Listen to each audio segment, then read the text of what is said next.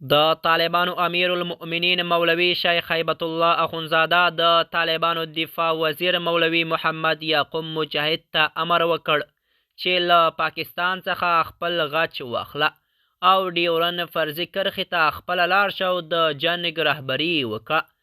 د حقیقت نیوز چینل درنو کتونکو سلام، ستړي مشئ، وخت مو په خیر. په دې هیله چې روغ او جوړ واوسئ. په سر کې یادونه کوم که حقیقت نیوز چینل مو نوی سبسکرایب کړئ نو په درنښت سره همدا اوس یې سبسکرایب کړئ ترڅو زموږ مهم او تازه خبر تر ټولو د مخه تر تاسو در ورسیږي.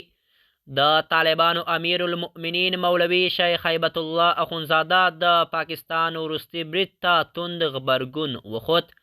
د طالبانو امیر المؤمنین مولوي شیخ هیبت الله اخونزاده په کندهار ولایت کې د طالبانو دفاع وزیر مولوي محمد یعقوب مجاهد راوغوښت او ورته یې وویل چې د پاکستان فوځیانو څخه به خج خامخا اخلی او د جنګ ساحې یا ډیورن کرښې ته ځان ورسو او هلته یې مدیریت وکړه.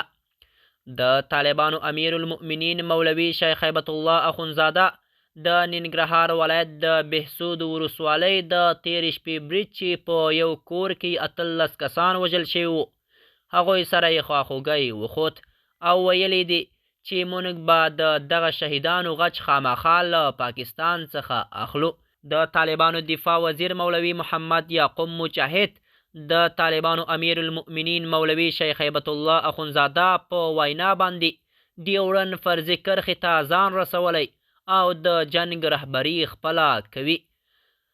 د طالبانو دفاع وزیر مولوي محمد یعقوب مجاهد راپور ورکړی چې د پاکستان 3 پوستې مو نیولې دي او ګڼ شمېر غنیمت مو ترلاسه کړی دی.